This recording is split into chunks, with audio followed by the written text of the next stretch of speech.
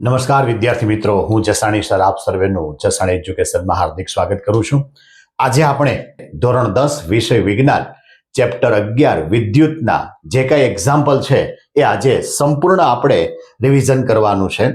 તો એ એક્ઝામ્પલ માટે આપણે જે મુખ્ય સૂત્ર છે એ મુખ્ય સૂત્ર જો આપણે જોઈએ, ખાલી આમાં સૂત્ર જો તમને યાદ રહી જશે તો મારી દ્રષ્ટિએ એમાં કોઈ એવો પ્રશ્ન નહીં બને કે એક્ઝામ્પલ ના આવડે. એક સૂત્ર આપણે આ ભણ્યા છીએ, બીજું સૂત્ર આપણે આ ભણ્યા છીએ W ના છેદમાં Q, W ના છેદમાં Q. ત્રીજું સૂત્ર આ ભણ્યા છીએ કે R બરાબર V અપોન I. આવું પણ સૂત્ર આપણી પાસે છે, રો બરાબર RA upon L upon L. આવું પણ સૂત્ર ભણ્યા છે કે H બરાબર I સ્ક્વેર RT, P બરાબર IV. આ જે સૂત્ર છે એ સૂત્ર તમારે તમારી બુકની ઉપર પેન્સિલથી લખી નાખવાનું. હવે જોઈએ આપણે એક્ઝામ્પલની શરૂઆત કરીએ કે ફિઝિક્સના એક્ઝામ્પલ કરવા હોય તો ખરેખર શું જરૂરી છે, તમારી ભૂલ ક્યાં પડે છે. તો કે ફિઝિક્સના એક્ઝામ્પલ માટે પહેલા તો તમારી જે એક્ઝામ્પલની રકમ છે એ તમારે સ્પષ્ટ વાંચવાની છે. કોઈ વિદ્યુત બલ્બના ફિલામેન્ટમાંથી, હવે કદાચ આમાં કશો ખ્યાલ ન આવ્યો અહીં સુધીમાં, તો આ શબ્દ પકડાણો કે 0.5 એમ્પિયર. હવે એમ્પિયર એ પ્રવાહનો એકમ છે, એના પરથી મેં લખ્યું કે I બરાબર 0.5 એમ્પિયર. વિદ્યુત પ્રવાહ 10 મિનિટ સુધી વહી રહે છે. 10 મિનિટ, મિનિટ હંમેશા સમયનો એકમ છે, માટે T બરાબર 10 મિનિટ. હવે ક્લિક થવું જોઈએ કે હંમેશા સેકન્ડ સાથે આનું રિલેશન છે. 1 મિનિટની સેકન્ડ કેટલી? તો કે 60. તો મિનિટ કેટલી છે? 10. તો 10 ગુણ્યા 60 માટે ટોટલ સમય કેટલો થયો? 60 સેકન્ડ થયો છે. તો પરિપથમાંથી પસાર થતો વિદ્યુત ભાર ગણવાનો છે, એટલે કે મારે Q મેળવવાનો છે. મને I આપ્યું છે, સમય જે આપ્યો છે મિનિટમાં આપ્યો છે, એને મારે સેકન્ડમાં કન્વર્ટ કરવાનો છે અને મને Q શોધવાનો છે. મારી પાસે મૂળભૂત આ સૂત્ર છે કે I બરાબર Q બાય T. તો જો હું Q ને કરતા બનાવું તો આપણને સૂત્ર બને Q બરાબર I ગુણ્યા T. I કેટલા છે? 0.5. T કેટલા છે? 600. હવે આ 600 પૂર્ણ રકમ છે, અડધી રકમ છે. કોઈ પણ પૂર્ણ રકમને અડધા વડે ગુણો તો એનો જવાબ કેટલો થઈ જાય? અડધો. 600 ગુણ્યા અડધું 0.5, તો એનો જવાબ કેટલો થઈ જાય? 300. વિદ્યુત ભારનો એકમ બને કુલમ, માટે તમારો આન્સર લખવો પડે 300 કુલમ. ઘણી બધી વાર એક્ઝામ્પલ પૂછાઈ ગયો છે, એટલું જ ખાલી લખો એટલે તમારા 2 માર્ક ક્લિયર છે. એક્ઝામની અંદર કદાચ રકમ ન લખો તો ચાલે. આવી જ રીતે બીજું ઉદાહરણ છે, એ પણ સાવ સહેલું છે. જો મારી સાથોસાથ વાંચવાનું છે. 12 વોલ્ટ અહીંથી પકડાઈ ગયું રકમ. 12 વોલ્ટના વિદ્યુત સ્થિતિમાનના તફાવત ધરાવતા બે બિંદુઓ વચ્ચે 2 કુલમ વિદ્યુત ભાર લઈ જવા માટે કેટલું કાર્ય કરવું પડે? આજે મેં ગ્રીન પેનથી અંડરલાઈન કરી, એ આપણો વિદ્યુત સ્થિતિમાન એટલે V છે. V બરાબર 12 વોલ્ટેજ. કોને લઈ જવાનો છે? 2 કુલમ વિદ્યુત ભાર એટલે Q બરાબર 2 કુલમ. શું કરવું છે મારે? તો કે કાર્ય કરવું છે. તો કે મારી પાસે V બરાબર W ના છેદમાં Q, આવું સૂત્ર હતું. જો હું W ને કરતા બનાવું તો W બરાબર V ગુણ્યા Q. V કેટલા છે? 12. વિદ્યુત ભાર કેટલું છે? 2. આ તો બધાને ગુણાકાર આવડે, માટે જવાબ આપણો આવે 24. તો કે કાર્યનો એકમ શું થાય? જૂલ, માટે W બરાબર 24 જૂલ જવાબ આવે. એટલું ખાલી લખો એટલે વધીને તમારે 1.5 કે 2 મિનિટમાં એક્ઝામ્પલ પૂર્ણ થઈ જાય. જોજી, આવો એક એક્ઝામ્પલ ટાઈપ છે, શોર્ટ ક્વેશ્ચનમાં પણ પૂછે, વારંવાર પૂછાઈ ગયું છે. 1 કુલમ વિદ્યુત ભાર, અહીંથી આપણને ખબર પડે કે Q બરાબર 1 કુલમ ની રચના કરતા ઇલેક્ટ્રોનની સંખ્યા ગણો. ઇલેક્ટ્રોનની સંખ્યા એટલે N. હવે આપણે E એટલે વિદ્યુત ભારનો પ્રાથમિક ઘટક, જે આપણે યાદ રાખવાનું હતું કે E ની કિંમત થતી હતી 1.6 ગુણ્યા 10⁻19 ઘાત. Q નું સૂત્ર આપણને યાદ છે કે Q બરાબર NE, વિદ્યુત ભાર વખતે આપણે લખાયું હતું. N ને જો કરતા બનું તો સૂત્ર બને N બરાબર Q અપોન E. Q કેટલા છે? 1 કુલમ. E કેટલા છે? 1.6 ગુણ્યા 10⁻19 ઘાત. હવે આ માઇનસ ઘાત અંશમાં જાય એટલે પ્લસ થાય, એટલે મેં 10⁻19 ઘાતને ક્યાં લઈ લીધી? અંશમાં. મારે ભાગાકાર કરવાનો 1 ભાગ્યા 1.6 એટલે ભાગાકાર આવે 0.625 ગુણ્યા 10⁻19 ઘાત. ફિઝિક્સમાં એક આંકડા પછી પોઈન્ટ આવવો જોઈએ, તો આ પોઈન્ટ 0 આગળ છે, એને બદલે 6 આગળ આવવું જોઈએ, એટલે મારે પહેલી બાજુ જવાનું, એટલે ઘાતમાં ઘટાડો થાય એટલે જવાબ મળી ગયો આપણને 6.25 ગુણ્યા 1018 ઘાત ઇલેક્ટ્રોન. આ આપણને જવાબ જે મળ્યો એ જવાબ ઘણી બધી વાર વિભાગ એ માટે પણ પૂછાઈ ગયો અને 2 માર્કમાં પણ પૂછાઈ ગયો છે. એના પછી ઉદાહરણ છે જે બોર્ડની અંદર અત્યાર સુધીમાં એટલે કે 17 થી લઈ અને 25 સુધીમાં લગભગ 5 વાર આ એક્ઝામ્પલ પૂછાઈ ગયો છે. જોવો જી, વિદ્યુત બલ્બના ફિલામેન્ટનો અવરોધ. હવે આપણે પહેલા કીધું કે કદાચ રકમ 2 વાર વાંચશો અથવા તમે જો એકમનો તમને ખ્યાલ હોય તોય તમારા ડેટા પકડાઈ જશે કે અવરોધ 1200 ઓહમ અને વચ્ચે ઓમેગા. તો ઓહમ એટલે R બરાબર 1200 ઓહમ હોય અને તેને 220 વી એટલે વોલ્ટેજ, વી એટલે 220 વોલ્ટેજ પ્રાપ્તિ સ્થાન સાથે જોડવામાં આવે તો વિદ્યુત બલ્બ કેટલો વિદ્યુત પ્રવાહ ખેંચશે એટલે મારે શું મેળવવાનું? I મેળવવાનો. ઓહમનો નિયમ શું હતો? R બરાબર V upon I. મારે કોને કરતા બનાવવાનો? I ને. તો R ક્યાં જાય? છેદમાં. માટે આપણને સૂત્ર બન્યું I બરાબર V upon R. V કેટલા છે? 220. R કેટલા છે? 1200. શૂન્ય શૂન્ય ગયા. હજી આના ઉડાડો હોય તો ઉડાડી શકાય કે 11 ગુણ્યા 2 એટલે 22 અને 60 ગુણ્યા 2 એટલે 120. 11 ભાગ્યા 60 કરો એટલે તમારો આન્સર આવી ગયો 0.18 એમ્પિયર. 0.18 એમ્પિયર.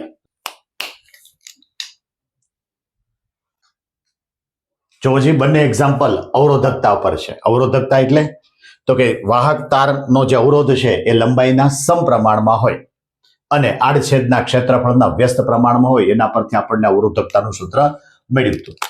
પ્રશ્ન એવો છે કે આપેલ દ્રવ્યના L લંબાઈ કેટલી છે? સળિયાની L, આડછેદનું ક્ષેત્રફળ કેટલું છે? A. તો એનો જે અવરોધ છે એ કેટલો થાય? 4 ઓહમ થાય. તો મેં અહીંયા પ્રથમ જે તાર છે એ પ્રથમ તાર માટે L લંબાઈ ને A આડછેદનું ક્ષેત્રફળ હોય તો એનો R 4 ઓહમ થાય. તો R નું સૂત્ર છે R બરાબર ρ L upon A. અહીંયા જે R છે એ કેટલા મૂકી શકાય? 4. તો આપણને ρ L A upon A is equal two કેટલા મળ્યા? 4.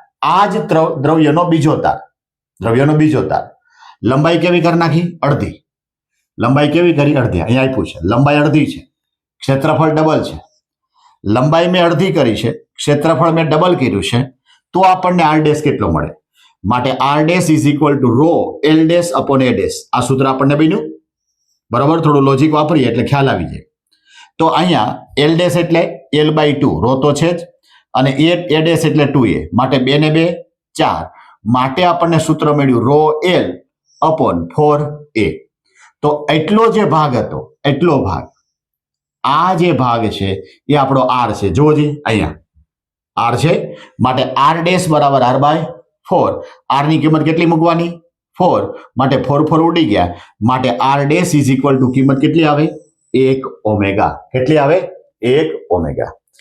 એના જેવો જ જોજો, અહીંયા એક એક્ઝામ્પલ છે કે એક તાંબાના તારનો વ્યાસ, હવે વ્યાસ આપ્યો છે એટલે મેં તાંબાના તારનો વ્યાસ 0.5 mm. હવે અહીંયા થોડું ક્લિક થવું છે કે આપણે તો એને મીટરમાં લઈ જવું પડે. તો 0.5 mm ને કેટલા વડે ગુણું? -3 વડે. તો 0.5 ગુણ્યા 10⁻³ ઘાત. તો આપણો જવાબ બની ગયો મીટર. અવરોધકતા કેટલી આપી? 1.6 ગુણ્યા 10⁻8 ઘાત મીટર. એટલે એને રો વડે બતાવ્યું. અવરોધ કેટલો આપ્યો? 10 ઓહમ. અવરોધ બનાવવા તારની લંબાઈ કેટલી હોવી જોઈએ? તો આપણે શોધવાનું શું છે? લંબાઈ L શોધવાની છે. મારી પાસે જે સૂત્ર છે સૂત્ર આવું છે કે R બરાબર ρ L upon A. એમાં મેં કોને કરતા બનાવ્યા? L ને. તો RA upon ρ. હવે અહીંયા એ આપણી પાસે ડાયરેક્ટ નથી, પણ તાર છે, તારના આડછેદનું ક્ષેત્રફળ થાય πr નો સ્ક્વેર. તો સૂત્ર બની ગયું R πr સ્ક્વેર upon ρ. હવે R એટલે અહીં શું લખ્યું મેં? R બરાબર d/2. તો અહીંયા R સ્ક્વેર એટલે d/2 એટલે d²/4. માટે આપણને સમીકરણ મળ્યું R પાઈ d² upon 4 ρ. આની બધાની કિંમત આપણે અહીંયા મૂકી દીધી છે. R 10 મૂક્યા છે, પાઈ 3.14 મૂક્યા છે, d 0.5 ગુણ્યા 10⁻³ ઘાત એનો વર્ગ કર્યો છે, 4 ગુણ્યા ρ ની કિંમત મૂકી છે 1.6 ગુણ્યા 10⁻8 ઘાત. આ બધાનું કેલ્ક્યુલેશન કરો એટલે આપણને આન્સર મળે છે લંબાઈ 122.65 મીટર. અહીં સુધી રાખો તો વાંધો નહીં, અથવા તમારે પૂર્ણાંકમાં જવું હોય તો એપ્રોક્સિમેટ કેટલી થઈ ગઈ? 123 મીટર. 123 મીટર.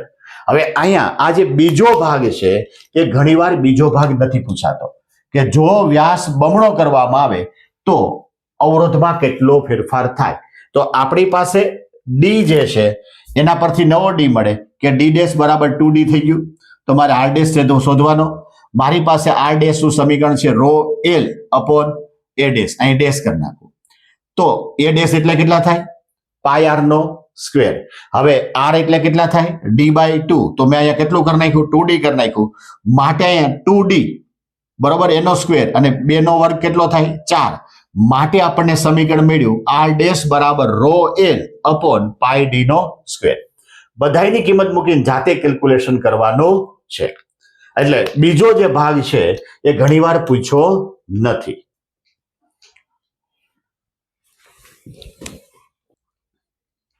જોજી, શ્રેણી સમાંતરનો એક્ઝામ્પલ છે, ઉદાહરણનો છે. આકૃતિમાં દર્શાવેલ પરિપથ એટલે આપણે સીધું આકૃતિ સામે જોવાનું.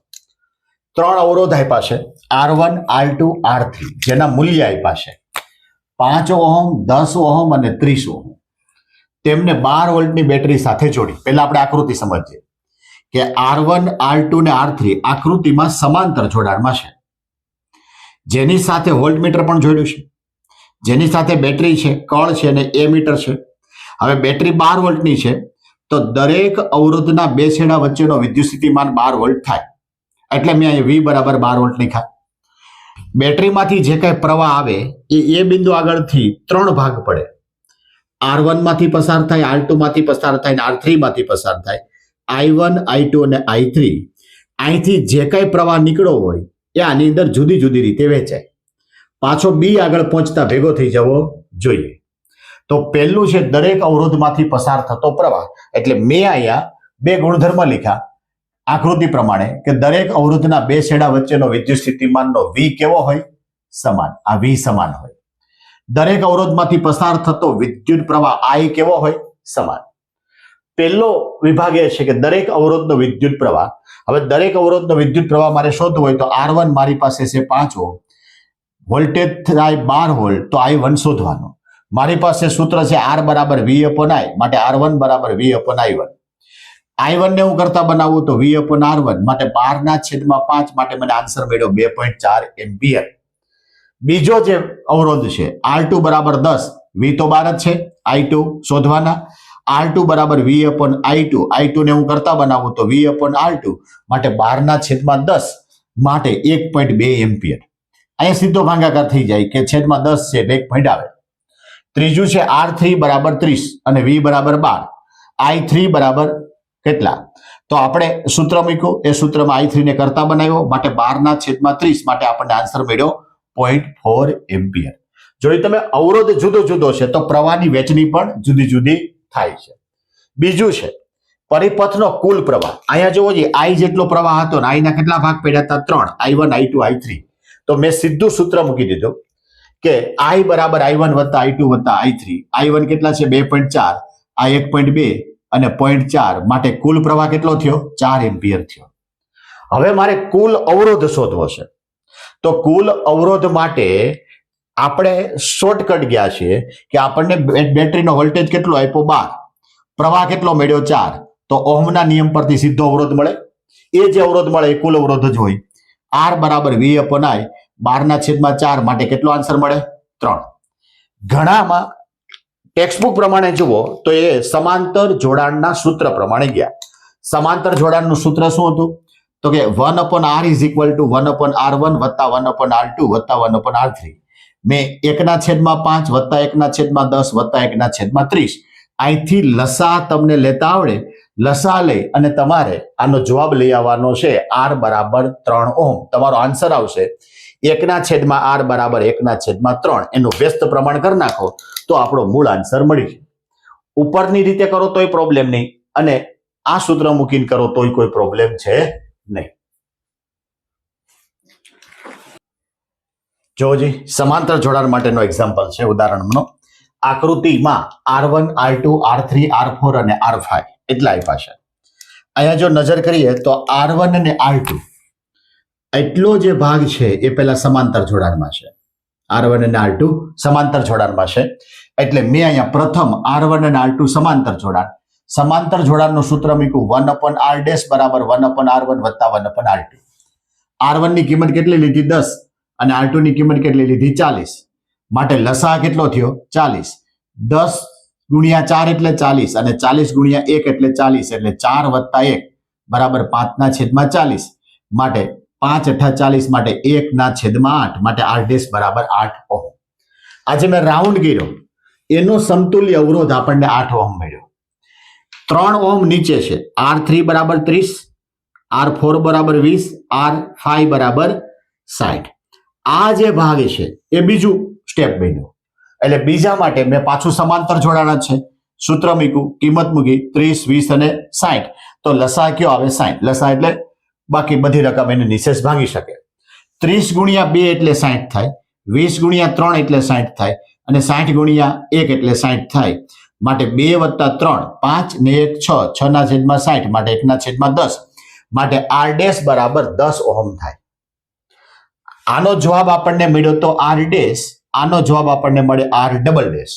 બરાબર. માટે R' અને R', હવે કેવા થયા? શ્રેણી જોડાણમાં થયા. જો જે આ જે રાઉન્ડ છે એ કઈ અને આ બીજો રાઉન્ડ. માટે મેં અહીંયા આકૃતિ બતાવી તો એ આકૃતિ જોતા શ્રેણી જોડાણ આપણને થયું. એટલું ક્લિયર કર્યા પછી આપણે એક્ઝામ્પલ ઉઠાવવાનો છે. એમાં જે એ વિભાગ છે આ એ કે પરિપથનો કુલ અવરોધ. તો હવે તો મારી પાસે R' અને R', બંને આવી ગયા. તો કે શ્રેણી જોડાણ છે માટે બેયનો શું કરાય? સરવાળો. 8 વત્તા 10 માટે જવાબ કેટલો થયો? 18 ઓહમ થયો. પરિપથનો કુલ ઓહમ. તો કે બેટરી 12 વોલ્ટની છે. બીજો આન્સર કુલ અવરોધ કુલ પ્રવાહનો છે.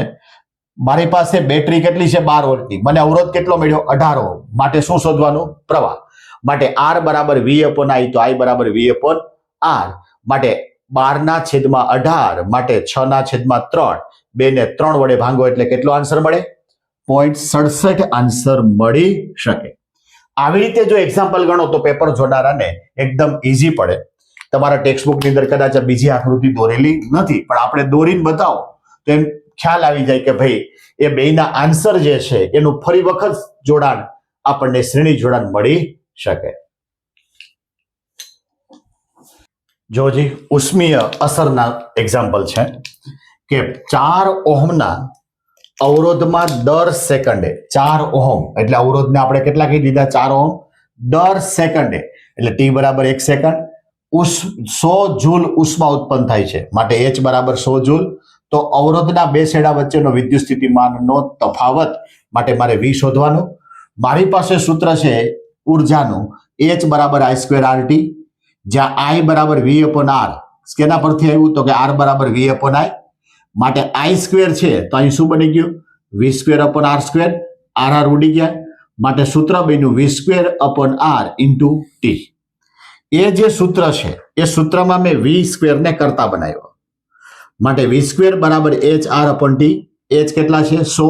R કેટલા છે? 4. T કેટલા છે? 1. માટે જવાબ આવ્યો 400. વર્ગ છે આ બાજુ વર્ગમૂળ થઈ જાય. માટે V બરાબર 400. 400 નું વર્ગમૂળ થાય 20 વોલ્ટેજ. ટેક્સ્ટબુકની અંદર કદાચ ત્યાં એકમ લખેલો નથી, પણ આપણે લખવાનો. એના જેવો જે કાંઈ એક્સ્ટ્રા એક્ઝામ્પલ છે કે 50 વોલ્ટેજના વિદ્યુત સ્થિતિમાનના તફાવત હેઠળ 1 કલાકમાં 96,000 કુલમ વિદ્યુત ભારને એક જગ્યાએથી બીજા સ્થાને ખસેડતા ઉષ્મા કેટલી ઉત્પન્ન થાય? મને V આપી દીધો 50, Q આપી દીધો 96, T આપી દીધો 1 કલાક એટલે 3600 સેકન્ડ. મારે H શોધવાનો. મારી પાસે સૂત્ર છે H બરાબર I²RT. I ના બે ભાગ પડ્યા, IR ગુણ્યા IT. IR જેને કહેવાય V, IT જેને કહેવાય Q. બરોબર છે? આ બે સૂત્ર આગળ આવી ગયા. V એટલે 50, Q એટલે 96,000. એનો ગુણાકાર કરતા મને જવાબ મળ્યો 4800000, 5 વખત થયું જૂલમાં. તમારે જો કિલો જૂલમાં લઈ જવું હોય તો આ રકમને 1000 વડે ભાંગી નાખવાના. 1000 વડે ભાંગો એટલે 3 શૂન્ય ઉડી ગયા, જેના કારણે આપણને જવાબ મળ્યો 4800 કિલો જૂલ. 4800 kilo joule. જોજી પાવર ને લગતા એક્ઝામ્પલ છે, ઉદાહરણમાં આપ્યું છે કે એક વિદ્યુત બલ્બ 220 વોલ્ટેજ સાથે જોડેલ છે ને એમાંથી પ્રવાહ કેટલો પસાર થાય 0.5 એમ્પિયર. તો પાવર કેટલો થાય? V બરાબર 220, I બરાબર 0.50. મેં કદાચ આમ ખબર ન પડે તો V અને A પરથી આપણને ડેટાની ખબર પડી જાય. મારે પાવર શોધવાનો તો પાવરનું સૂત્ર થાય P બરાબર V ગુણ્યા I. માટે 220 ગુણ્યા 0.5. આપણે પહેલા એક્ઝામ્પલમાં કીધું કે કોઈ પણ રકમને અડધા વડે ગુણો માટે જવાબ થઈ જાય અડધો. તો કેટલા થઈ ગયા? 110 વોટ. બીજો જે આના જેવો જ છે કે 400 વોટનું રેટિંગ ધરાવતા 400 વોટનું રેટિંગ ધરાવતું વિદ્યુત રેફ્રિજરેટર, બરાબર, કેટલી કલાક? 8 કલાક. એક દિવસમાં કેટલું? 8 કલાક ચલાવવામાં આવે છે. હવે આ જે પાવર છે એ 400 વોટ છે. મારે એક દિવસમાં કેટલું ચાલે એ શોધવું હોય તો આને કિલોવોટમાં ફેરવવું પડે. તો આ 400 ભાગ્યા 1000 માટે આનો આન્સર થઈ ગયો 0.4 કિલોવોટ. 0.4 કિલોવોટ. પહેલા એક દિવસ માટેનું શોધીએ તો કે આપણી પાસે સૂત્ર છે ઉર્જા કહેતા W બરાબર પાવર ગુણ્યા સમય. પાવર કેટલો છે? 0.4 કિલોવોટ. સમય કેટલો છે? 8 કલાક એક દિવસનો. માટે 8 ચોક 32 માટે 3.2 કિલોવોટ એક દિવસની અંદર વપરાય. આમાં ટોટલ દિવસ કેટલા છે? આમાં 30 દિવસ આપ્યા છે. માટે કુલ ઉર્જા, કુલ 30 દિવસ માટેની કુલ ઉર્જા 3.2 એક દિવસની. આવા દિવસ કેટલા? 30. માટે કેટલું થાય? 96 કિલોવોટ અવર થાય. જોઈએ કેટલો ખર્ચો થાય. 1 કિલોવોટ ના 3 રૂપિયા છે. તો 1 કિલોવોટ ના 3 રૂપિયા, તો મારી પાસે ટોટલ કેટલા આવ્યા? 96 કિલોવોટ. માટે કુલ ખર્ચ 3 ગુણ્યા 96 એટલે 288 રૂપિયા થાય. આજે આપણે યુનિટ વાઇઝ એક એક એક્ઝામ્પલ ગણતા ગયા. કેટલા આપણને સૂત્ર મળ્યા. અહીં યાદી બનાવી દઉં. અહીંથી અલગ પાડીને આપણે યાદી બનાવીએ. પહેલું જે સૂત્રનો ઉપયોગ કર્યો એ આપણો થયો Q બરાબર NE. એક આ સૂત્ર. બીજો સૂત્ર થયો I બરાબર Q બાય T.